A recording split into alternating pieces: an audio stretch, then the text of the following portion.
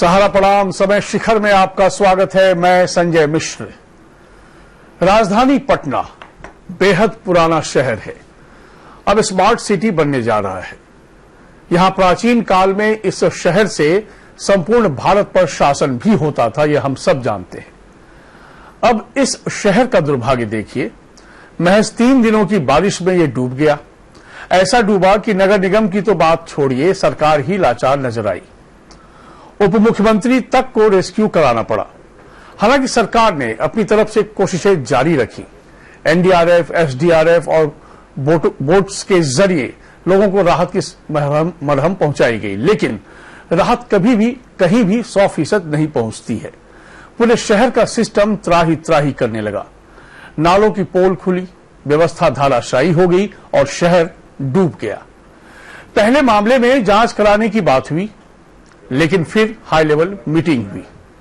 CM, deputy CM, मुख्य सचिव मौजूद रहे और गाज गिर गई छोटे अधिकारियों और कर्मचारियों पर। मंत्री या मेयर को या बड़े अधिकारी को नैतिकता के आधार पर इस्तीफा का ख्याल भी नहीं आया। बड़े बच गए, छोटे नब गए।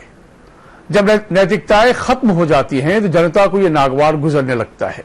समाधान की बात कही गई और कही जाती रही है। जनता को यह पच नहीं रहा है, लिहाजा जन आक्रोश दिख रहा है। सौम्य और मृदु स्वभाव के केंद्रीय मंत्री अश्विनी चौबे को भी लोगों की नाराजगी का सामना करना पड़ता है।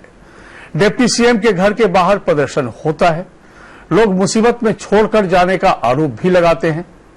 डिप्टी सीएम लोगों को मिलने बुलाते हैं, समस्या सुनने के लिए 1 घंटे वो इंतजार भी करते हैं, लेकिन एक भी बाढ़ पीड़ित नहीं आता है। क्यों हुआ ऐसा? जन आक्रोश आखिर क्यों सामने आ रहे हैं? समाधान क्या है? अपने साथ जुड़े मेहमानों से हम बात करेंगे। पहले देखते हैं कुछ खबरें।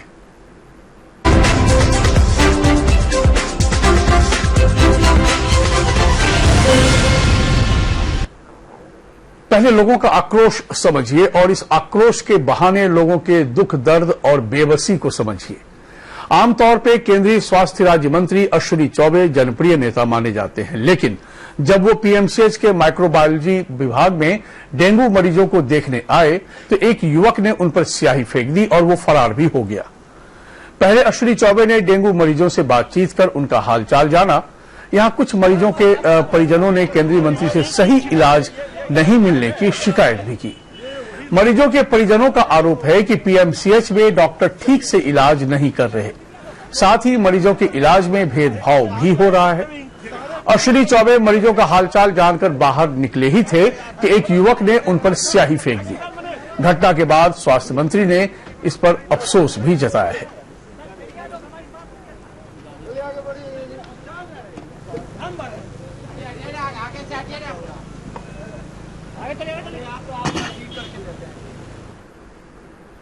स्याही फेंका है, मुझे कष्ट है और उसकी चीज मुझे भी लगी है। ये वही लोग हैं जो अपराधी प्रवृत्ति के लोग हैं। ऐसे लोग ही आज राजनेता बनने के ख्वाहिश में इस प्रकार का छुटभैया का काम। सर,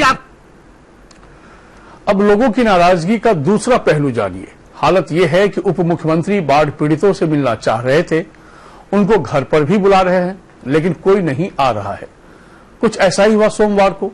आप्त सचिव शैलेंद्र कुमार ओझा के अनुसार उप मुख्यमंत्री के 1 घंटा इंतजार करने के बाद भी राजेंद्र नगर में सोमवार को जल जमाव प्रभावितों की ओर से ना तो कोई प्रतिनिधि मंडल मिलने आया और ना ही उनकी तरफ से कोई ज्ञापन सौंपा गया।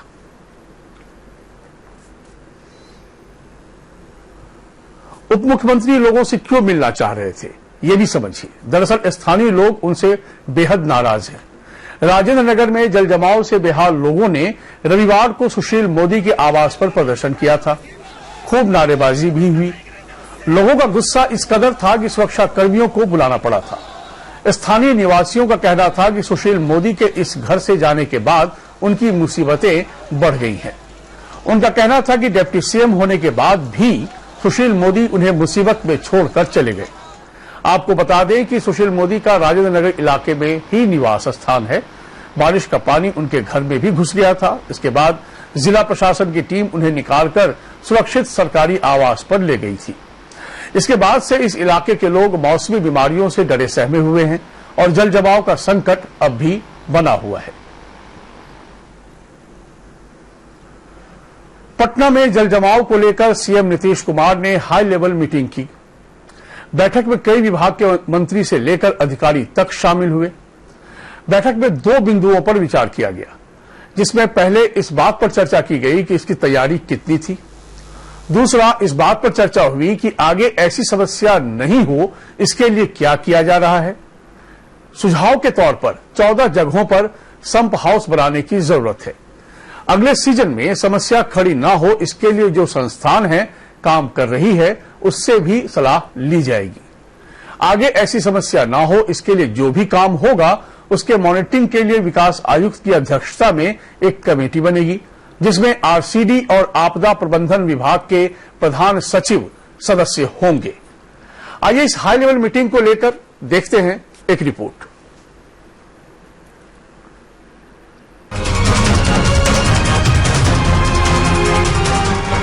बीते 27 सितंबर से 29 सितंबर के बीच राजधानी पटना में हुई मूसलाधार बारिश ने शहर से जल निकासी की तमाम व्यवस्थाओं को ध्वस्त कर दिया था। आलम ये रहा कि एक सप्ताह तक पटना के राजेंद्र नगर, राजीव नगर, पाटलिपुत्र कॉलोनी जैसे मोहल्लों में भारी जल जमाव के कारण जनजीवन पूरी तरह प्रभावित हो गया। कदमकुआं थाना तो आज भी इसकी जद में फंसा हुआ है और दहशत के साए में पुलिसकर्मी किसी तरह ड्यूटी निभा रहे हैं। पानी जिस समय था उस समय हम लोग टेम्पोररी नाला रोड में किसी के व्यक्तिगत मकान में रहकर काम कर रहे थे। बाकी जो भी फाइल डूबा हुआ था वो जल जमाव की स्थिति के लिए अब इसके दोषी लोगों पर बिहार सरकार ने बड़ी कार्रवाई की है। पटना में संप हाउस और नमामि गंगे योजना के तहत सीवर लाइन का काम देख रही बुडको के मुख्य अभियंता सहित 11 अभियंताओं को सस्पेंड करने का निर्णय तक लिया जा चुका है। साथ ही कारण बताओ नोटिस भी जारी किए गए हैं। कहा यह भी जा रहा है कि 7 दिनों के भीतर इन पर कार्रवाई की जाएगी। एक मुख्य अभियंता, 2 सुपरिटेंडिंग इंजीनियर, 2 अधीक्षण अभियंता, 6 कार्यपालक अभियंता, 1 कार्यपालक अभियंता मैकेनिकल, 1 असिस्टेंट इंजीनियर मैकेनिकल, कुल 11 लोगों पर, 11 इंजीनियर्स पर शो कॉज करके उन पर एक्शन लेने का निर्णय लिया गया है। पटना नगर निगम के कई अधिकारी सस्पेंड किए गए हैं, जबकि नगर निगम के executive officer Kankarbagh, city manager Kankarbagh, chief sanitary officer Kankarbagh को कारण बताओ नोटिस जारी कर तत्काल प्रभाव से वेतन भुगतान बंद कर दिया गया है। 4 कंकड़बाग के 4 सैनिटरी इंस्पेक्टर्स को सस्पेंड भी किया गया। 2 सैनिटरी इंस्पेक्टर्स पाटलिपुत्रा के भी सस्पेंड किए गए और 22 इसके अतिरिक्त 22 जो एम्प्लॉई जो पंपिंग स्टेशन पर काम कर रहे थे उनको भी शो कॉज इशू किया गया है, क्योंकि वो उस समय में उचित ढंग से अपने दायित्वों का निर्वाह नहीं किया था। तो कुल इतने लोगों पर टीएमसी के अधीन जो लोग काम कर रहे थे एक्शन लिया गया है। इसके अतिरिक्त भी सरकार के विचाराधीन है कुछ और लोगों पर कार्रवाई करना, जो 1-2 दिनों में उस पर निर्णय आपको सूचित भी किया जाएगा और उस पर बताया भी जाएगा। सरकारी पक्ष का कहना है कि पटना वासियों को जल्द ही जल जमाव की समस्या से राहत दिलाई जाएगी, लेकिन समस्या से निजात दिलाने का ये वादा नया नहीं है। देखना है कि आखिर कब तक पटना वासियों को सचमुच में राहत मिलेगी।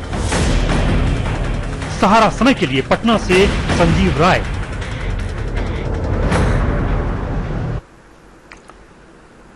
ये वही तस्वीर है जहां की एक मीटिंग हुई, कुछ कार्रवाई भी हुई, फैसला भी लिया गया। आगे ऐसा ना हो ऐसा भी बताया जा रहा है, उस ओर भी पूरा ध्यान देने की बात हो रही है। समझने की कोशिश करते हैं। इस वक्त कई मेहमान पटना स्टूडियो में हमारे साथ मौजूद हैं। हम परिचय करा दे पहले। निखिल आनंद, आप बीजेपी के आधिकारिक प्रवक्ता हैं, आपका बहुत स्वागत है। मधु मंजरी, आप आधिकारिक प्रवक्ता हैं आरएलएसपी की, आपका बहुत स्वागत है। मुकेश कुमार, आप राजनीतिक विश्लेषक हैं, आपका बहुत स्वागत है। और सर्वोदय शर्मा जी, आप वरिष्ठ नेता हैं सीपीआई-एम के, आपका बहुत स्वागत है। हमारे सहयोगी रंजन कुमार मंगलम तमाम अपडेट के साथ हमसे जुड़े हुए हैं, तो पहले हम मंगलम के पास चलते हैं। मंगलम, ये बताएं कि एक मीटिंग हुई जिसमें कई फैसले हुए, मुख्य अभियंता समेत कई अभियंताओं पर गाज गिरने की बात और उसके बाद कई कर्मचारियों को भी नोटिस भेजने की बात। एक आश्वासन और मिल रहा है कि आने वाले 2-1 दिनों में कुछ और लोगों पर गाज गिरने जैसी बातें होंगी, वो हमें बता दिया जाएगा। अब सवाल नैतिकता को लेकर भी है। जो व्यवस्था को चलाने वाले लोग हैं, जिनके जिम्मे ये विभाग है, जो मंत्रालय है, उनका क्या योगदान रहा और उन्होंने कहां तक अपने आप को इसके लिए रिस्पॉन्सिबल माना। क्या चल रहा है वहां पर, इस बारे में क्या और अपडेट आ रहा है?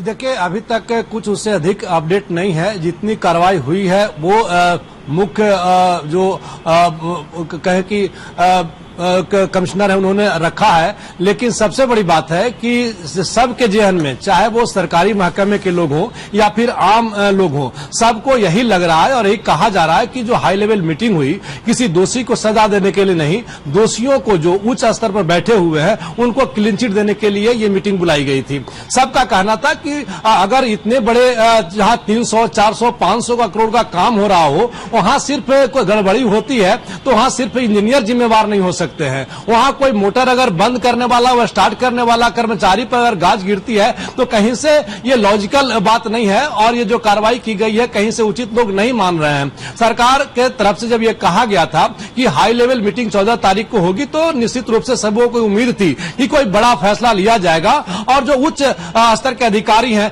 वो बच जाएंगे। लेकिन सबको लगता है कि आखिर जब इतनी बड़ी राशि खर्च हो रही थी तो आखिर समीक्षा करने की जिम्मेवारी किनकी थी? अगर समय पर काम नहीं हुआ तो फिर जांच पड़ताल करने की जिम्मेवारी किनकी थी? जिस तरीके से जल संसाधन विभाग में फ्लड कैलेंडर बना होता है, उसी तरीके से नगर निगम में भी एक टाइम टेबल के साथ कार्य पूरा करना है, इसका एक कैलेंडर बना हुआ है। अगर वो पूरा नहीं किया गया तो जो अधिकारी निगम आयुक्त हो या फिर जो विभाग के प्रधान सचिव हैं नगर विकास विभाग के, उनकी जिम्मेवारी थी कि यह समय पर काम पूरा हुआ कि नहीं पूरा हुआ। लेकिन यहां जो कार्रवाई हुई है, जो कार्रवाई इस आधार पर हुई कि उन्होंने काम पूरा नहीं किया, लेकिन जिनके कंधे पर यह जिम्मेवारी थी कि काम पूरा कराए, उनको कहीं से दोषी नहीं पाया गया है, उनको पूरी तरह से चिट दे दिया गया है। यही वजह है कि अगर जो कल फैसले लिए गए सरकार के स्तर से, भले नहीं बोल रहे हो, लेकिन सबके जेहन में यह उचित नहीं लग रहा है। ठीक।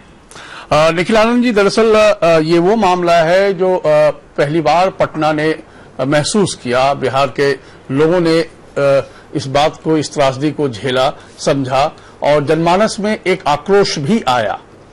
पटना आज भी पटरी पर पूरी तरीके से नहीं लौट पाया है।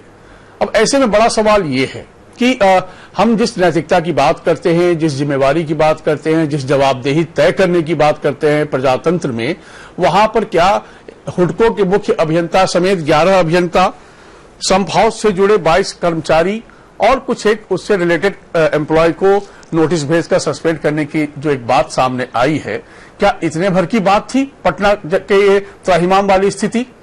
क्या उस विभाग के आयुक्त कहां थे जिनके ऊपर इतना खर्चा होता है, जिम्मेवारी दी जाती है, तमाम सुविधाएं होती हैं, उनको क्यों नहीं अकाउंटेबल ठहराया गया? मेयर, डिप्टी मेयर क्या कर रहे थे? आखिर कहीं तो एक एडजस्ट करना पड़ेगा चीजों को। क्या लगता है आपको, इस मीटिंग का फलसफा क्या माना जाए?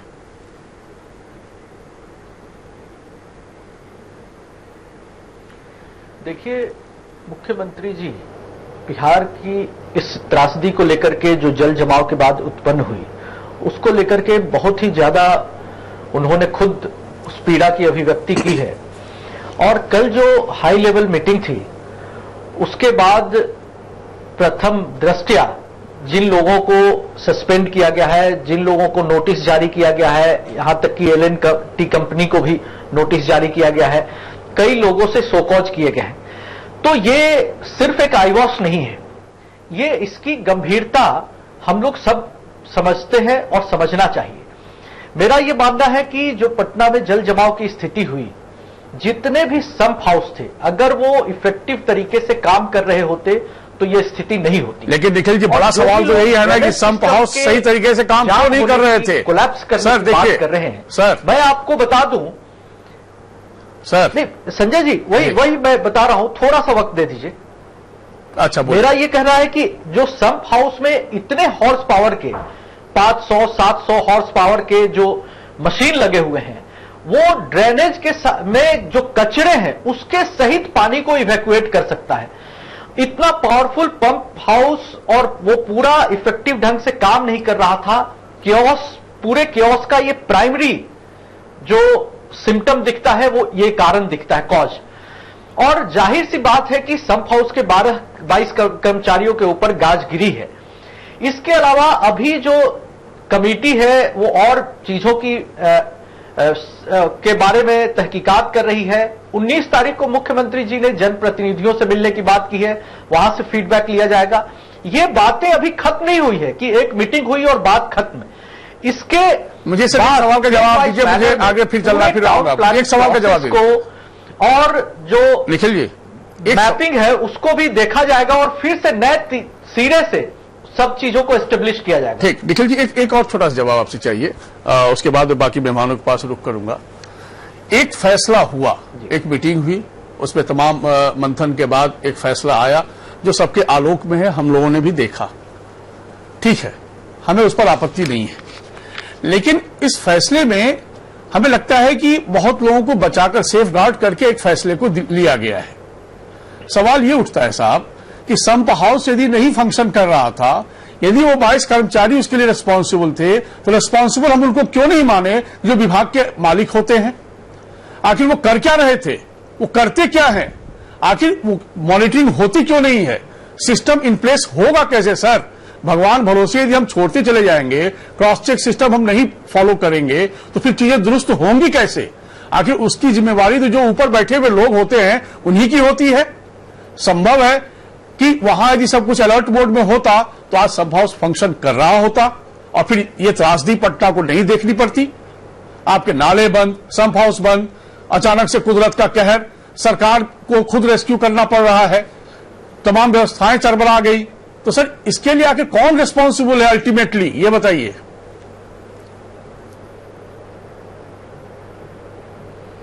देखिए, जाहिर सी तौर पर जो शासन है, प्रशासन है, उसकी जिम्मेदारी बनती है और ऐसा नहीं कि जिम्मेदारी से हम कोई भाग रहे।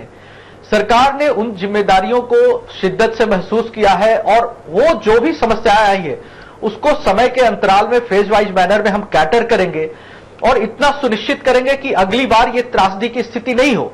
इसके इतिहास में भी हमें जाना होगा कि 68 में के आसपास ये पूरा ड्रेनेज सिस्टम बना हुआ है, मैपिंग हुई है और आज की स्थिति में उस वक्त जो बने हुए संप हाउस है, संप हाउस का लेवल नीचे था, कई संप हाउस हमारे पानी में डूब गए थे।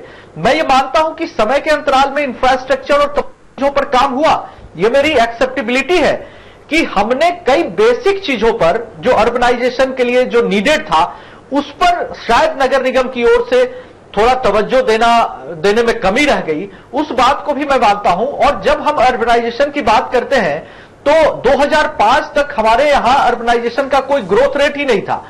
अब कम से कम इंफ्रास्ट्रक्चर बिल्डिंग, इंस्टीट्यूशन बिल्डिंग का काम हो रहा है, रोड, मेट्रो, तमाम चीजों का काम हो रहा है। और चलिए बाकी चीजों पर हम नहीं जाएंगे, अभी हम इसी पर फोकस रख रहे हैं। की जरूरत नहीं है, ये पिछले ही साल से उसका टेंडरिंग हुआ है, अभी काम की शुरुआत ही हुई है। ठीक, मैं आपको फिर रुक करूंगा निखिल जी। सर्वोदय जी, क्या आपको लगता है, दरअसल आपका एक लंबा अनुभव है, बहुत वरिष्ठ नेता भी हैं आप, जो स्थितियां, जो तस्वीर सामने आई पटना को लेकर, जिस त्राहिमाम स्थिति को मजबूरन जीने के लिए विवश होना पड़ा वहां के नागरिकों को, सरकार की तमाम व्यवस्थाएं आपको पानी में बहती नजर आई इस कुदरत के कहर के आगे। उसके बाद एक फैसले लिए जाते हैं, वो फैसला आप सब जानते हैं। क्या आपको लगता है कि कहां से शुरुआत होनी चाहिए थी और कहां जाकर फैसले का अंत होना चाहिए था?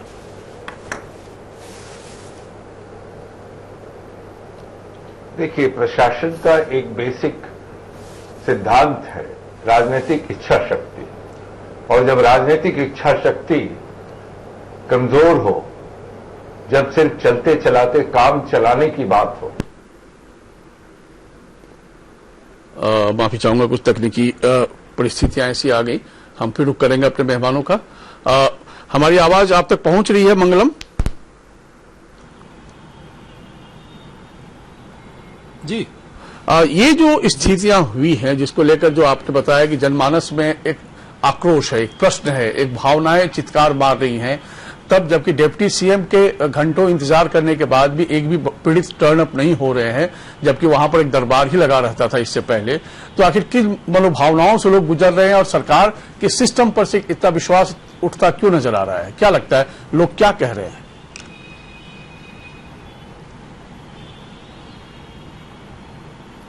ये देखिए, अगर लोगों की भावना को समझने हम लोग चाहें तो एक दो चीजों को ध्यान देना जरूरी है। सुशील कुमार मोदी जी के आवास पर जो रविवार को प्रदर्शन किया गया, उसमें कोई पॉलिटिकल पार्टी का एक भी वर्कर नहीं था। सब वो लोग थे जो लगातार सुशील कुमार मोदी जी को वोट देकर के विधायक बनाते रहे थे, लगातार लीडर पोजीशन बनाते रहे हैं, लगातार डिप्टी सीएम के पद तक वो आते रहे हैं। उन्हीं लोगों के वोट पर, जो उसमें 90% लोग वैसे ही लोग थे उनके घर में प्रदर्शन करने वाले। आज फिर मेरी बात हुई, तमाम लोग यानी वो लोग नाराज उनके हैं जो उनके जिनके लिए वो चाहते थे। अब कह सकते हैं कि जो उनके समर्थक थे, जो उनके वोटर थे, जो उनको चाहने वाले थे, उनके सर से पानी ऊपर चला गया है ये बाढ़ की स्थिति में। यही वजह है कि उनके घर पर जाकर के न केवल हंगामा किया, मुर्दाबाद के नारे भी लगाए। जब अगले दिन बुलाया गया सुशील कुमार मोदी जी के द्वारा तो कोई जाने को तैयार नहीं हुए। उनकी नाराजगी इस कदर है कि आज भी मेरी बात हुई तो उस फैसले को लेकर के भी काफी लोग नाराज थे। उसी राजेंद्र नगर के लोग जो कि काफी लोकप्रिय रहे हैं सुशील कुमार मोदी, और इसी कहे कि जल जमाव को लेकर के राजनीतिक मुद्दा बना करके लड़ाई लड़ते रहे हैं। तो अगर कोई पॉलिटिकल पार्टी के लोग होते, अक्सर देखा जाता है कि जो विपक्षी पार्टी खास करके आरजेडी या अन्य पार्टियां जो लेफ्ट की होती हैं तो उसमें उस क्लास के लोग होते हैं जो परंपरागत तरीके से वोट बीजेपी के वोटर नहीं होते हैं। लेकिन अगर उस विजुअल को देखें तो मैक्सिमम लोग वो लोग थे जो बीजेपी को वोट देकर के, सुशील कुमार मोदी जी को वोट देकर के वो उनको नेता बनाते रहे। और वो लोग का गुस्सा फूटा कि उनके घर पे जाके हंगामा किया गया, पुलिस बुलानी पड़ी। तो अब समझिए कि जब अपने लोग भी जब बगावत कर रहे हैं तो कितनी बड़ी लापरवाही, सिर्फ कहे कि आरोप के लिए नहीं, उनको भी लग रहा है कहीं न कहीं सरकार की नाकामी रही है। आप बने रहिए, हम आपके पास फिर रुक करेंगे। फिलहाल कुछ रिपोर्ट भी देख लेते हैं। पटना में भीषण जल जमाव के बाद लोगों की स्थिति नारकीय हो गई। शहर में नाव चलने लगे। लोग क्या, मंत्री, अधिकारी, गणमान्य व्यक्ति घरों में कैद होकर रह गए। अचानक आए इस संकट पर सरकार पूरी तरह लाचार दिखी। पहले जांच की बात हुई, फिर जांच टाली गई और फिर एक ही दिन दोषी भी दिख गए। कार्रवाई भी हो गई, लेकिन कार्रवाई के लपेटे में आए छोटे अधिकारी, कर्मचारी। ये एक रिपोर्ट देखते हैं। पटना में जल जमाव की भयावह स्थिति का जिम्मेदार कौन है? जनता ये चीख चीख कर पूछ रही है, लेकिन सरकार जिम्मेदारियों से बच रही है। पहले नगर विकास मंत्री ने कहा था निगम के बड़े अधिकारी जिम्मेदार हैं, मामले की जांच करवाई जाएगी। लेकिन जांच के नाम से नेताओं के होश उड़ गए। कहीं उंगली उन्हीं पर न उठ जाए तो जांच की बात ही नकार। लेकिन जनता को तो जवाब देना था, इसलिए मुख्यमंत्री जी ने आनंद फानन में हाई लेवल मीटिंग कर एक ही दिन में दोषी भी ढूंढ लिए और कार्रवाई भी कर दी। नतीजा वही हुआ जो हर बार होता है, छोटे अधिकारियों और कर्मचारियों पर जिम्मेदारी की गाज गिराई गई। पटना में इतनी बड़ी आपदा आई, लेकिन ना तो किसी मंत्री ने इस्तीफा दिया और ना ही निगम की मेयर ने। नाले सफाई के नाम पर करोड़ों का फंड डकारने वाले पार्षद भी बच गए। विपक्ष का कहना है यह सरकार केवल दिखावे की कार्रवाई करती है। चहेते अधिकारियों और मंत्रियों को बचाकर सरकार ने छोटे अधिकारियों और कर्मचारियों को बलि का बकरा बना दिया। मैंने पहले भी कहा था कि आयु आज सही है और जनता को फिर एक बार धोखा देने के लिए ये उच्च स्तरीय बैठक किया गया है और इसमें कहीं न कहीं अपने पदाधिकारियों, चहेते पदाधिकारियों को बचाने की ये रोल था और माननीय मुख्यमंत्री इसमें माहिर हैं कि अपने पदाधिकारियों को कैसे हम बचावें। मैंने पूर्व में ही यानी कल मीटिंग से पहले ही मैंने चिंता व्यक्त की थी और आशंका भी व्यक्त की थी कि मुख्यमंत्री यही करेंगे। हर बड़ी दुर्घटना और घटना के बाद वो कई दिनों के बाद एक समीक्षा बैठक करते हैं और उसमें निचले अधिकारी, कर्मचारी, उनको वो कभी सस्पेंड करते हैं, कभी बर्खास्त करते हैं, कभी कारण बताओ नोटिस डालते हैं। लेकिन इसके लिए वो कहाँ जिम्मेदार है? उसके निगरानी करने वाले व्यक्ति वो कहाँ थे? वो जिम्मेदारी क्यों नहीं लेते हैं कि छोटे कर्मचारी काम नहीं कर रहा था तो बड़े अधिकारी देख क्यों नहीं रहे थे? जब हमने पटना के कुछ संप हाउस का मुआयना किया तो कर्मियों का यही कहना था कि अधिकांश संप हाउस तो काम कर ही रहे थे, लेकिन नालों में गंदगी जमा होने की वजह से पानी पंप तक पहुंचा ही नहीं, तो उसे निकाला कैसे जाता? नाला सफाई के नाम पर बड़ी राशि का आवंटन होता है, लेकिन इस राशि का क्या हुआ, इसका जवाब किसी के पास नहीं। छोटे कर्मियों पर ही दोष डाल दिया जाता है, जबकि ये तो बड़े सब लोग डिसाइड करते हैं किस तरह से काम होना है, कहाँ पर क्या मशीन चलनी है, क्या नहीं होना, कितने आदमी। क्या लगता है कि वहाँ तक भी इस बात का कुछ प्रभाव पड़ना चाहिए या केवल आप ही लोगों तक? उन लोगों पर भी प्रभाव पड़ना चाहिए। पटना के विधायक और सांसद मुख्यमंत्री की मीटिंग में न बुलाए जाने से नाराज हैं। वह भले ही सरकार को नाराजगी दिखाएं, लेकिन जनता भी नेताओं को माफ करने के मूड में नहीं है, क्योंकि जनता सब जानती है। इसलिए वह सुशील मोदी के घर का घेराव भी कर रही है। और जब केंद्रीय मंत्री अश्विनी चौबे पीएमसीएच में पहुंचे, तो किसी ने उन पर काली स्याही फेंक दी।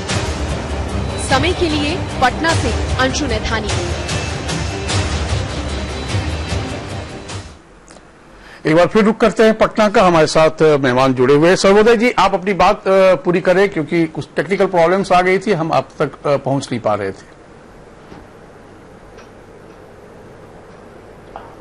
मैं ये कहना चाहता हूं कि ये कोई नई समस्या नहीं है। बाढ़ बिहार की बराबर की समस्या है और जल जमाव की समस्या, दाग की समस्या, इस पर सालों भर चर्चा होती है और दशकों से चर्चा हो रही है। कई आयोग बन चुके हैं, कई रिकमेंडेशन आ चुके हैं। एक दफा एक जनहित याचिका पटना हाईकोर्ट में 70 के शुरुआती दशक में डाली गई थी और पटना हाईकोर्ट ने आदेश दिया था कि हर एक पंप हाउस की जांच करो, और उसके बाद सब सो गए। तो जब वर्षा नहीं होती है, सब सोए रहते हैं, सब पैसे खाते रहते हैं, भ्रष्टाचार है, अराजकता है, प्रशासन नाम की कोई चीज नहीं है, और सबसे बड़ी कमी है राजनीतिक इच्छा शक्ति की कमी। और जब ऐसा होगा तो संकट बार बार आएगा, और संकट आने पर कुछ ऐसे रास्ते निकाले जाएंगे जिससे कि उससे पार पाया जा सके। और ये पदाधिकारियों पर क्या कार्रवाई हुई है आपको पता है? हमको जहां तक जानकारी है सस्पेंशन कोई बहुत बड़ी कार्रवाई नहीं है। ये थोड़े दिनों के बाद जब मामला शांत होता है तो उठा ली जाती है, और सबके सब सरकारी कर्मचारी और अधिकारी अपनी अपनी जगह पर तैनात होते हैं, मंत्रियों की जेबें भरती है और राजनेता खुश होकर के फिर अगले बाढ़ का इंतजार करते हैं। ठीक सर, मुझे लगता है कि इसमें एक गंभीर फैसला करने की जरूरत है और सर्वदलीय कमेटी की बैठक होनी चाहिए। मुझे याद है कि पुराने जमाने में जब बाढ़ आती थी, जब कोई बड़ा संकट आता था, सर्वदलीय बैठकों का दौर होता था और उसमें सर्वदलीय लोग मिल करके इसकी जांच करते थे, राहत के काम में हिस्सा बटाते थे और एक संवेदनशीलता और एक जिम्मेदारी का परिचय देते थे। ठीक सर, मैं फिर रुक करूंगा सर्वोदय जी आपके पास। बहुत पहले छोड़ दिया है और बहुत संकीर्णतावादी पार्टीजन रुख अख्तियार कर लिया। मैं आपकी भावना से सहमत हूं और सर्वदलीय बैठक यदि होती तो कुछ ज्यादा ही बेहतर रिजल्ट भी सामने आते। खैर, मधुमंजरी जी, आरएलएसपी क्या सोचती है इस आपदा को लेकर? जो फैसले सरकार ने लिए वो कितने सही और कितने ठोस फैसले थे?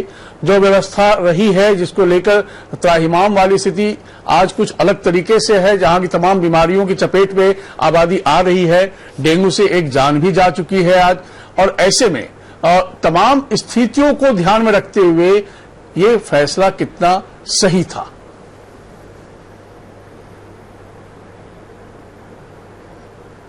देखिए, सबसे पहली बात कि जब बाढ़ की बात आती है तो ये कोई नया नहीं है कि आज पहली बार पटना में बाढ़ है। ये हर साल होता है और हर साल आप देखते होंगे पीएमसीएच एनएमसीएच में डूब जाता है। और इस बारिश से पहले भी जो बारिश आई थी, पिछला जो 1 महीना पहले जो बारिश आई थी, उस समय भी पीएमसीएच एनएमसीएच डूब चुका था, उस समय भी जल जमाव हुआ था और ये हर साल होता है।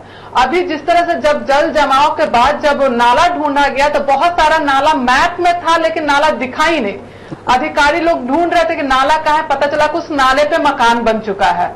नाला है मैप पे और वहां पे मकान बन चुका है, तो इसकी जिम्मेवारी किसकी है? आज जो माननीय उप मुख्यमंत्री जी हैं, ये अपना राजनीतिक करियर ही इसी पानी पे शुरू किया था, इसी राजेंद्र नगर के पानी पे शुरू किए थे। मुझे उस समय भी याद है कि थोड़ा सा मतलब बहुत कम पानी था और उस पानी में खड़े होकर के पूरे फोटोग्राफर और वीडियो कैमरा सब ले करके और उस पर हल्ला हंगामा किया गया था। उस समय सोशल मीडिया मोबाइल का जमाना नहीं था और उस समय और उसी पानी को लेकर आज भी वो पानी बेहद व्यापक रूप ले लिया है, ये हम सब देख रहे हैं। जहां की हॉस्पिटल ही डूब जाता है तो आम पब्लिक कहां जाएगा। और आज अभी के समय में देखेंगे अभी भी बहुत जगह पानी है, जो जानवर मरे थे, इतनी गंदगी है, इतना कचरा फैला हुआ है और बीमारियां जो है खास करके झुग्गी झोपड़ी में रहने वाले लोगों के आस बीच में जाएंगे तो देखेंगे बहुत सारी बीमारियों से लोग ग्रसित हो रहे हैं, बच्चे ग्रसित हो रहे हैं। डेंगू का रिपोर्ट आ रहा है, आपके पास भी आ रहा है, मीडिया में भी आ रहा है, लेकिन ऐसे जिनका बहुत सारे महिलाओं को पैर फूलने का जो बीमारी हो रही है, उससे पानी में आते जाते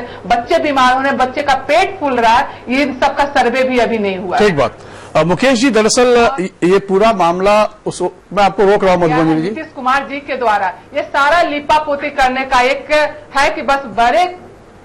ठीक। मुकेश जी, कुछ तो ठोस फैसले लेने होंगे सरकार को, व्यवस्था को, और राजनीति से परे होकर फैसले लेने की आवश्यकता सिर्फ इसलिए है कि यदि हम अपनी राजधानी को भी सुरक्षित तरीके से आगे नहीं ले जा पाने की स्थिति में हो पाते हैं तमाम सिस्टम के होने के बावजूद, तो अपने आप में ये बड़ा सवाल हम पर स्वयं है। और ऐसे में सरकार यदि कहीं न कहीं एक कॉर्नर को सेफ करती हुई नजर आ रही हो और किसी ऐसे पर गाज गिरती दिख रही हो जहां की सबको सब कुछ दिख रहा है, तो सरकार को इस पर तो गौर करना पड़ेगा। नतीजा सामने आ रहा है क्योंकि आप देखिए डिप्टी सीएम बुला रहे हैं पीड़ितों को मिलने के लिए, कोई टर्न अप नहीं हो रहा है। अब ऐसे में बहुत समझने वाली बात है, केंद्रीय स्वास्थ्य राज्य मंत्री अश्विनी चौबे जा रहे हैं पीएमसीएच में मरीजों का हालचाल लेने के लिए, एक आक्रोशित व्यक्ति उन पर स्याही फेंक रहा होता है। तो फिर ये क्या इंडिकेट कर रहा है और इसमें सरकार को कितनी गंभीरता दिखाने की और आवश्यकता है?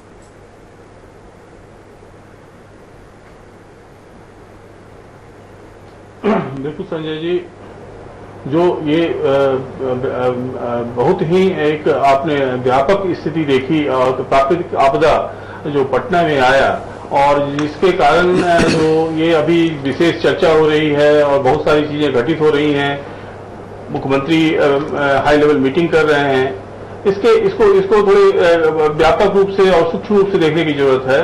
कई सारी चीजें, महत्वपूर्ण चीजें सामने में आ रही हैं जो बिहार के और आने वाले कार्य प्रणाली को में जो बड़े दोष दिखाई दे रहे हैं, जो फ्रैक्चर लाइंस दिखाई दे रहे हैं, और जो आपने बड़ा महत्वपूर्ण सवाल किया है कि सरकार को राजनीति से ऊपर उठकर और जनता के हित में कठोर निर्णय लेने होंगे, चाहे उसमें कोई सजा क्यों ना हो, उसको सजा अवश्य मिलनी चाहिए क्योंकि मामला ही ऐसा है। पहली बात कि आपने पटना को स्मार्ट सिटी बनाने की बात की थी, अगर आप जल जमाव से, जो कि अतिवृष्टि के कारण में जल जमा हुआ है, ये बाढ़ का पानी नहीं था संजय जी, ये पानी जो है अतिवृष्टि के कारण हुआ था, उसको नहीं निकाला आपने, तो आप जो आगे का भविष्य है, स्मार्ट सिटी की बात है, तो वो आप कैसे करेंगे? तो पहली बार आप स्मार्ट सिटी के लिए सरकार और सरकार के अधिकारी कटघरे में, जनता के कटघरे में खड़े हैं। दूसरी बात जो दिखाई दे रही है कि अगर आपने जो पानी का निकास नहीं हो रहा था तो उस पर दो प्रमुख चीजें नजर आ रही थी, जो नाले बनाए गए और नालों का जो नक्शा था और नालों से जो पानी निकलना था, वो तीनों नहीं घटित हो रहा था। अगर ये नहीं घटित हो रहा था तो कितने पैसे नालों के निर्माण में पिछले 10 वर्षों में खर्च हुए हैं? 6,000 करोड़ आ रहा है संजय जी, बड़ा चौंकाने वाला है। बिहार में 6,000 हजारों करोड़ रुपए खर्च हुए हैं, हजारों करोड़ रुपए खर्च हुए हैं, तो हजारों करोड़ रुपए किन लोगों ने खर्च किए? अगर आप जैसे अभी बात आ रही थी कि सस्पेंशन की बात कर रहे हैं, सस्पेंशन इसका इलाज नहीं है। वो उस पैसे की रिकवरी, जो अधिकारियों ने इस पैसे का गलत दुरुपयोग किया है, उसकी रिकवरी को तय करें आप, क्योंकि यहां आप जनता के कटघरे में खड़े हैं।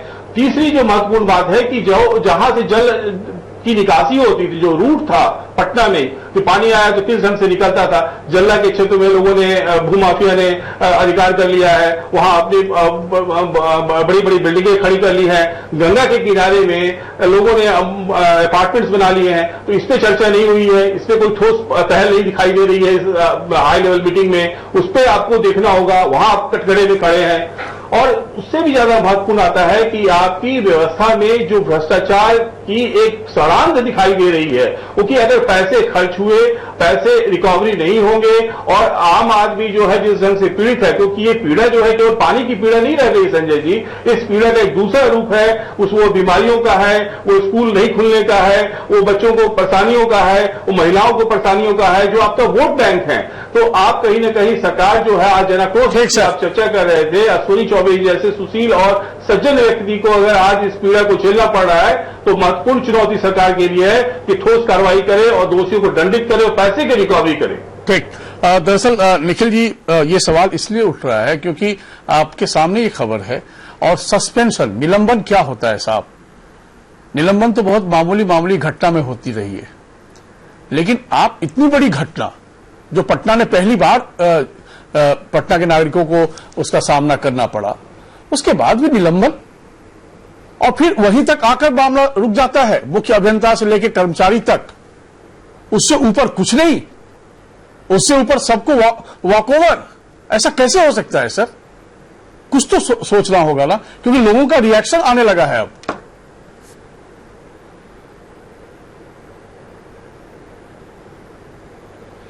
देखिए, ये एक शुरुआत है और ये प्रारंभिक जो हाई लेवल कमेटी बैठी थी उसमें मुख्यमंत्री जी ने कई चीजों पर विस्तार से चर्चा की है। आगे भी ये बैठक फर्दर होनी है। 19 तारीख को जनप्रतिनिधियों के साथ मुख्यमंत्री जी की बैठक होनी है, उसमें भी कई चीजों को नोट डाउन किया जाएगा। लेकिन मेरा स्पष्ट मानना है, और हमने भारतीय जनता पार्टी की ओर से, आपने देखा होगा कि हमारे state president doctor Sanjay Jaiswal ने इस बात को बड़े ही शिद्दत से उठाया कि दोषी अधिकारियों को दंडित किया जाए, और वो पहले व्यक्ति थे जिन्होंने इस बात को पब्लिकली अपने फेसबुक के माध्यम से और स्टेटमेंट्स के माध्यम से भी डिमांड किया। और तो सर, अधिकारियों की सर यही तो मेरा सवाल है सर। भारतीय जनता युवा मोर्चा के जितने लोग हैं उन्होंने करीब 100 यूनिट डोनेट किया है पर्सनली। हम लोग सब इस रेस्क्यू ऑपरेशन में और जन सहयोग में सही है आप, लेकिन मेरा एक बात संजय जी, नहीं मैं आपसे सवाल छोटा सा जुड़ा हुआ है, तरह के जो जुड़ा हुआ है सर, इसलिए मैं आप ही से सवाल ये कर लेता हूं। आपने सही बात कही कि आपके प्रदेश अध्यक्ष ने पहली फुर्सत में ये बात कही थी कि इसके लिए संबंधित अधिकारी जितने भी जिम्मेदार हैं उनके खिलाफ ठोस कार्रवाई होनी चाहिए। तो क्या बिहार ये मान ले कि जो फैसले लिए गए अधिकारियों की फहरिस्त इतनी ही लंबी है?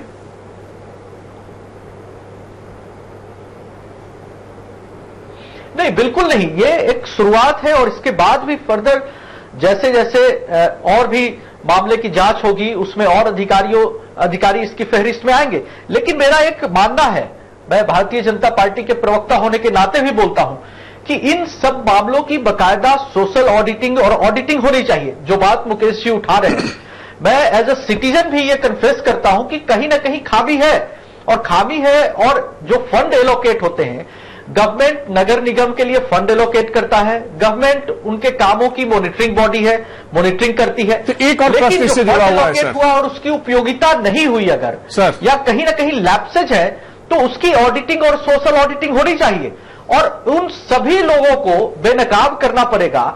ये भी एक एज अ सिटीजन महसूस करता हूं। एक प्रश्न और मैं आपसे एक और प्रश्न का जवाब चाहता हूं। आगे आने वाले समय में देखेंगे कि इन किसी को भी बख्शा नहीं जाएगा। निखिल जी, एक प्रश्न और उसका छोटा जवाब आप दे दीजिएगा जी। बीते 10 वर्षों में यदि बिहार में हम खर्चे के ब्यौरे को हम देखें नाले के निर्माण को लेकर, तो 6000 करोड़ रुपए खर्च हुए। ठीक, एक फैक्ट ये है।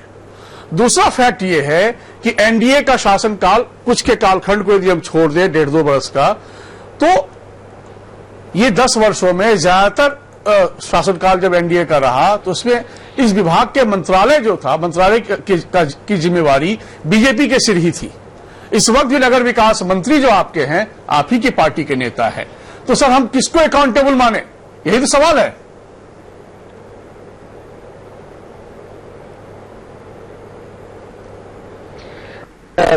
जो पट्टा में जो स्थिति हुई, इसके लिए पूरे सिस्टम को अब जिस तरीके से हम ओवरहॉल करने की कोशिश कर रहे हैं, और ये बारिश काफी दिनों बाद इस तरह से हुई, इतनी भयावह बारिश हुई, और ये जल जमाव की स्थिति, इसने हम लोगों को एक आईना जरूर दिखाया। ये काम पहले होना चाहिए था, ये भी मैं मानता हूं, लेकिन नगर निगम और तमाम जो जो वहां के रूट लेवल पे जो अधिकारी थे, जो व्यवस्था काम कर रही थी, वो एक रूटीन मैनर में कर रही थी, ये भी मैं एक्सेप्ट करता हूं। इसीलिए मैं कहता हूं कि इसकी प्रॉपर ऑडिटिंग हो, सोशल ऑडिटिंग अगर संभव है वो भी हो। इसलिए कि बिहार सरकार ने, आपने देखा कि जिस तरीके से समाज कल्याण विभाग ने जिस तरीके से सोशल ऑडिटिंग कराई और कई ऐसे मामले आए लैप्सेज के, तो इसकी भी होनी चाहिए कि किस तरीके से ये जो नगर निगम और नगर निकाय फंक्शन कर रहे हैं, और इसको पूरा सिस्टम ओवरहॉल करना होगा। मैं ये भारतीय जनता पार्टी के प्रवक्ता होने के नाते भी कहता हूं कि ये बहुत ही जरूरी है, किसी की भी सरकार हो और कोई भी व्यक्ति मंत्री हो, लेकिन रेस्पॉन्सिबिलिटी फिक्स तो होनी चाहिए। और इसमें निश्चित तौर पर ये नीचे से जो लैप्स दिखता है, उससे ये साबित होता है कि गवर्नमेंट की पॉलिसीज थी, गवर्नमेंट ने प्रोग्राम्स बनाए थे, उसका इंप्लीमेंटेशन प्रॉपर तरीके से नहीं हुआ।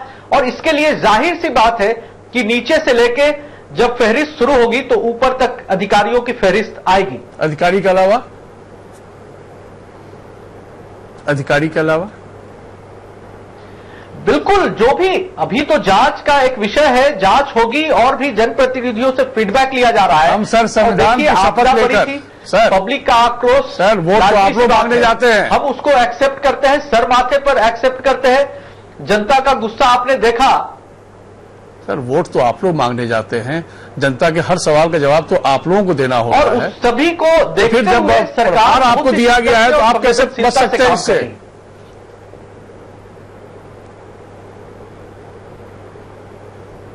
नहीं, हम जिम्मेदारी से बिल्कुल भाग नहीं रहे। हमने रिस्पॉन्सिबिलिटी को ओन किया है, जिम्मेदारी को स्वीकार किया है और इसे एक चुनौती के रूप में लेते हुए सरकार ने यह तय किया है कि इन चुनौतियों से आगे आने वाले भविष्य में हम जरूर निपटेंगे। ऐसी स्थिति फिर से नहीं आए, उस स्थिति के काबिल हम व्यवस्था को जरूर बनाएंगे।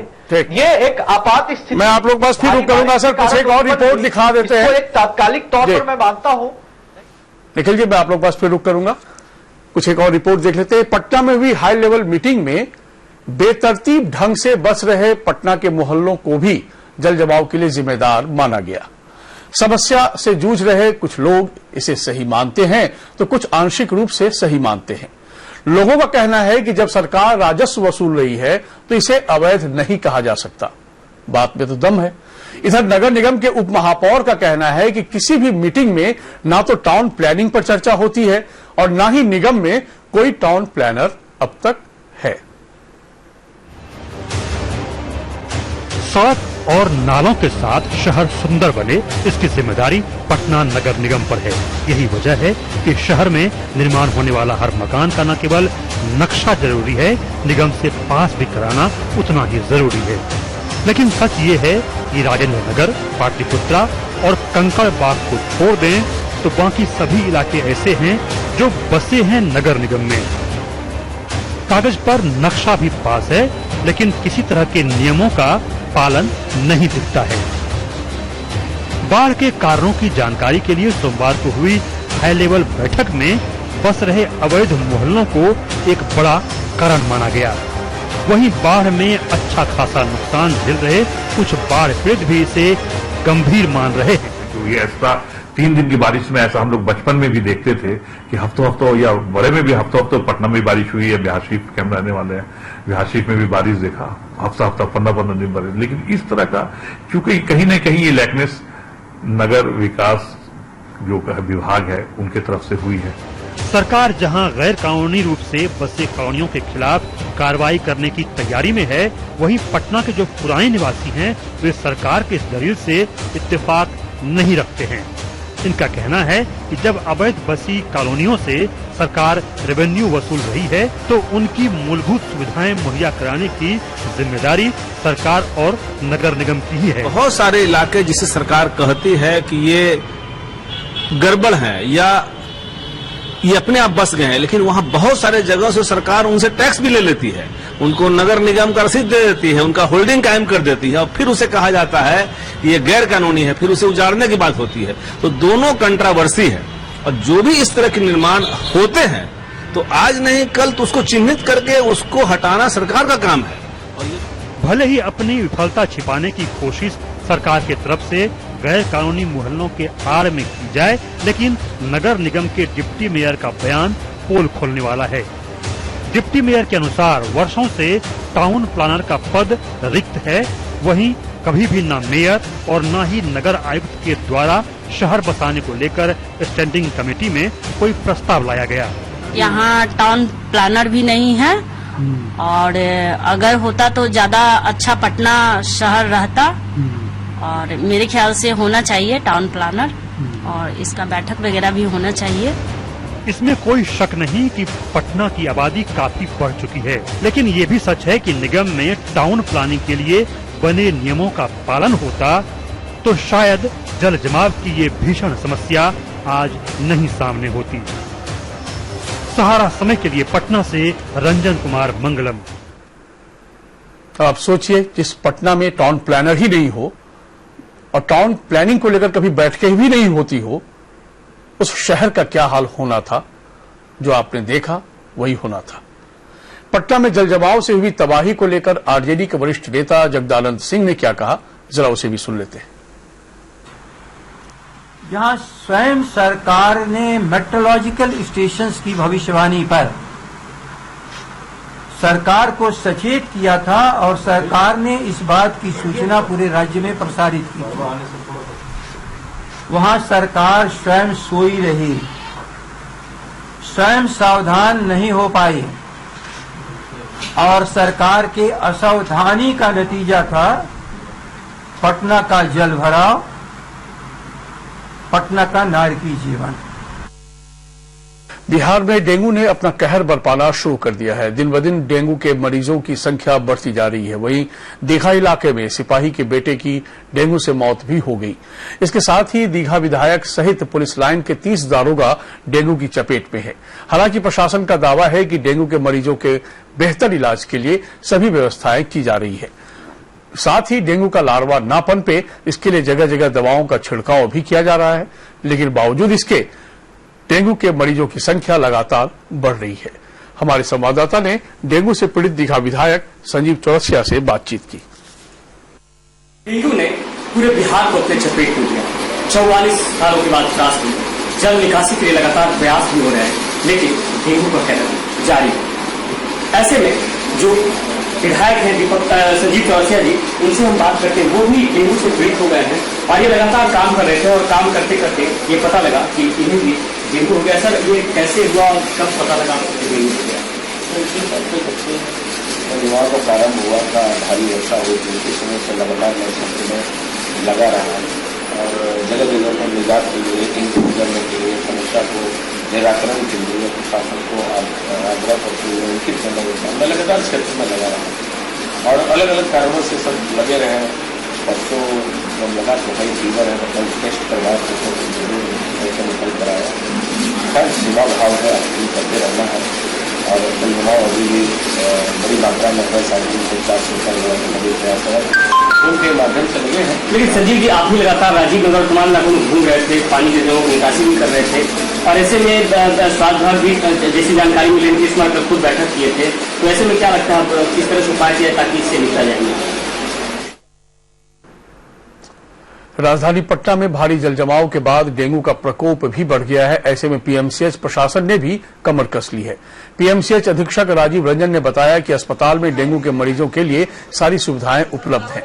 मरीजों को किसी तरह की परेशानी न हो, इसके लिए सभी कर्मचारियों को निर्देश जारी कर दिए गए हैं। जहां एक और अस्पताल अधीक्षक पुख्ता व्यवस्था की बात कर रहे हैं, वहीं मरीजों का कहना है कि डॉक्टर समय पर जांच के लिए नहीं आते हैं। कब से आप भर्ती कब से? आज शुक्रवार से ही 4 दिन हो गया। डॉक्टर ढंग से देखने नहीं आ रहा है। मंगलम, दरअसल बेतरतीब तरीके से बसा हुआ पटना शहर, जहां की जब जिसका दिल चाहे जहां जमीन खरीद ले, मकान बन जाए और फिर निगम टैक्स भी वसूल ले और तमाम व्यवस्थाएं भी उनके हिसाब से बन गई हो। ऐसे में पटना जिन स्थितियों से गुजरा है और जहां टाउन प्लानर तक नहीं है, तो फिर लोगों के बीच भी ये फीलिंग नहीं है कि हम आज जो स्थितियों का सामना कर रहे हैं तो पहले टाउन प्लान हो जाए फिर हम कहीं बसे रसे, या इस तरह की कोई मानसिकता काम नहीं कर रही?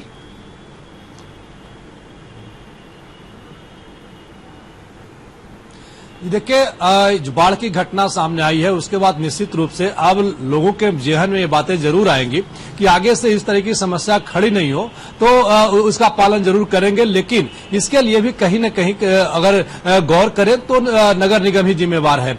नगर निगम में पूरा सिस्टम बना हुआ है कि निगम के अंदर किसी भी तरह का निर्माण होगा मकान का, उसका नक्शा पास कराना होगा, और नक्शा नगर निगम से पास होता है, बिना उसके बन नहीं सकता है। तो आखिर नक्शा पास कैसे हो जाता है? जहां सड़कें नहीं है, जहां ड्रेनेज सिस्टम के लिए जमीन नहीं छोड़ी गई है, जहां रोड के लिए जमीन नहीं छोड़ी गई है, तो सीधा सीधा वहां पैसा दिया जाता है और उससे सहारे नक्शा पास करा लिया जाता है, कागजी काम पूरा कर लिए जाते हैं। जो जिम्मेवारी नगर निगम के अधिकारियों की है, तो दो तरह की गलती होती है। एक तो कि कोई नगर कैसे बसाया जाए, उसका स्वरूप क्या होगा, टाउन प्लानर नहीं रहने के कारण उसका एक ब्लूप्रिंट नहीं तैयार होता है, जिसके वजह से पहली गलती वहां हुई। दूसरी गलती, जो लोग उसमें बसना चाहते हैं उसको रोका जा सकता था नक्शा रोक करके, लेकिन अब नक्शा भी पैसा लेकर के पास कर दिया जाता है, तो उसके लिए कहीं कोई दिक्कत सामने नहीं आती है। अब कहे कि नैतिक शक्ति या नैतिक समय की पाबंदी में आपको रोकना है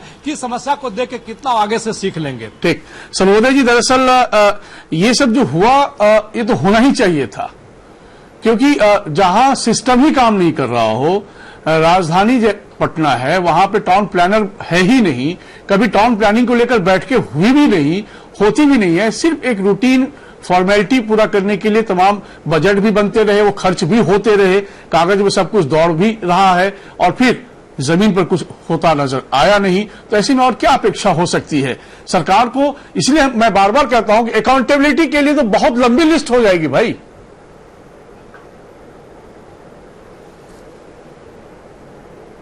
मुझे याद है केरल में पुलिस फायरिंग हुई थी आजादी के बाद, जो पहली सरकार बनी थी, और डॉक्टर लोहिया के दल की सरकार थी, उन्होंने इस्तीफा मांगा अपनी ही सरकार से।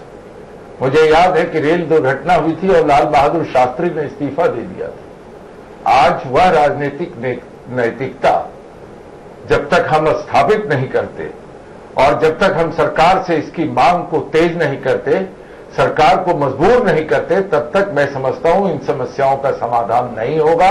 चलते चलाते बातें होंगी, फिर कुछ दिन के बाद ये मानकर कि जनता भूल जाती है, फिर दूसरे एजेंडे पर बात शुरू हो जाएगी। ठीक, मधुमंजरी जी, क्या आपको लगता है गुड गवर्नेंस की परिभाषा क्या होनी चाहिए?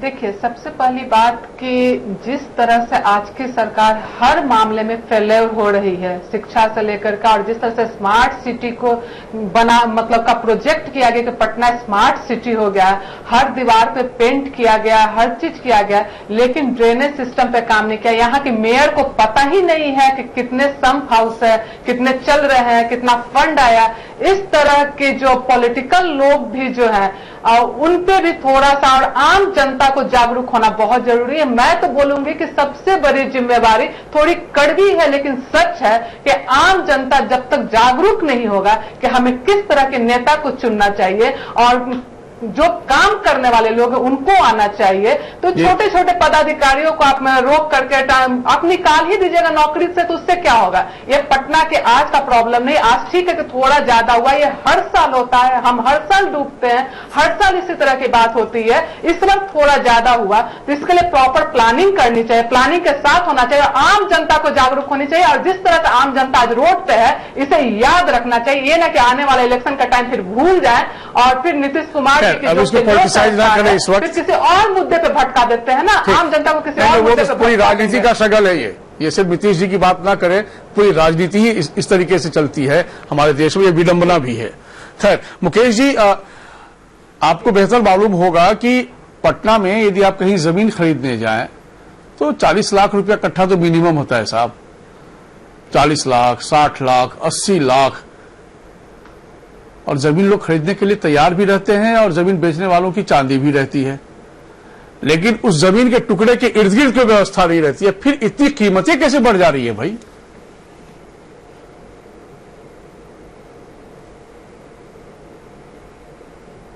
संजय जी, पटना जो है वो नदियों से घिरा हुआ शहर है, तो और दूसरी चीज वो काफी कम जगह है लोगों को बसावट के लिए।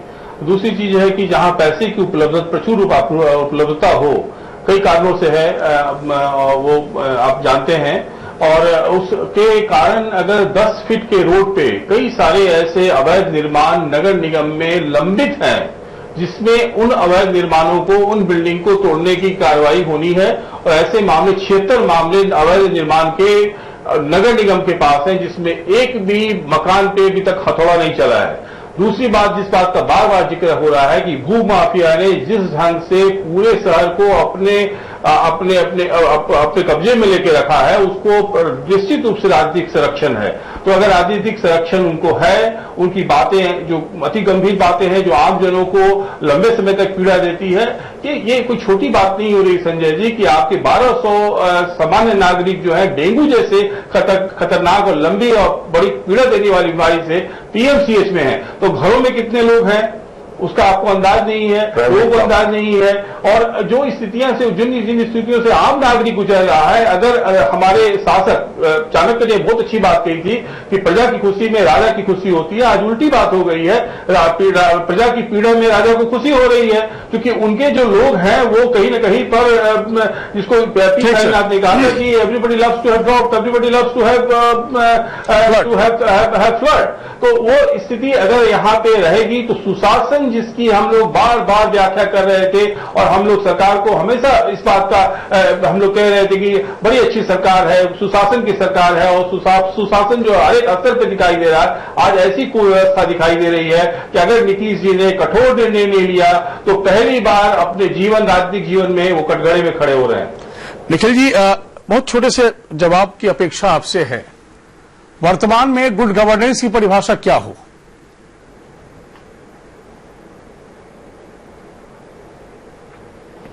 देखिए, गुड गवर्नेंस एक सिस्टम, ऐसी व्यवस्था जिसमें जनता के हर सवाल का जवाब हो, एक व्यवस्थित सुनिश्चित व्यवस्था जिसमें पॉलिसी इंप्लीमेंटेशन बहुत ही सुचारू तरीके से हो, यही हो सकता है। और मुझे लगता है कि गुड गवर्नेंस से बेहतर कोई शब्द ही नहीं है शासन के लिए, सुशासन के लिए। और वो व्यवस्था संभवतः जिस तरीके से नीतीश कुमार जी ने 2005 के बाद से एक सुशासन की व्यवस्था कायम की है, वो मॉडल उन्होंने एस्टेब्लिश किया है, उसमें खामियां हैं, उसको हम लोग सुधारेंगे और ये स्थिति फिर से नहीं आएगी। इस बात का एक वादा मुख्यमंत्री जी के काम से और मुख्यमंत्री जी के प्रयास से ये सुनिश्चित होगा। बहुत शुक्रिया निखिल जी, आपका बहुत धन्यवाद। मधु मंजरी जी आपका बहुत धन्यवाद। मुकेश जी आपका बहुत धन्यवाद। सर्वोदय शर्मा जी आपका बहुत धन्यवाद तमाम अपडेट के लिए। रजत बंगलम आपका। लेकिन मुश्किल है, जनाक्रोश बनाम समाधान। जनमानस में आक्रोश है और होना भी चाहिए, क्योंकि जिस तरीके से जनमानस ने इन संकटों से जूझा है अपने आप को, और आज भी जो संकट उनके सामने खड़ा है, वो वाकई उससे उनके मन में बहुत सारे सवाल हैं। उनके मन में सवाल है, लेकिन जवाब तरीके से नहीं मिल पा रहे हैं। सरकार इस ओर समाधान देने के लिए प्रतिबद्ध नजर भी आ रही है, दावा भी कर रही है, और सरकार वादा भी कर रही है कि आगे आने वाले समय में, भविष्य में सही मायने में गुड गवर्नेंस वो दे पाएगी। लेकिन फैसले की फहरिस्त में जो शुरुआती कड़ी मिली है, वो मुख्य अभियंता से लेकर कर्मचारी तक आपने गाज गिराने का एक फैसला लिया, वो भी सस्पेंशन के तौर पर, यानी निलंबन के तौर पर। तो विश्वास मानिए, कड़ी उससे ऊपर से शुरू होती है और ये बीच की कड़ी है, और आखिर में आकर कर्मचारियों तक गाज गिरती है। गंगोत्री से ही गंगा निकलती है, गंगा सागर से गंगा को मत निकालिए। सहारनपुर।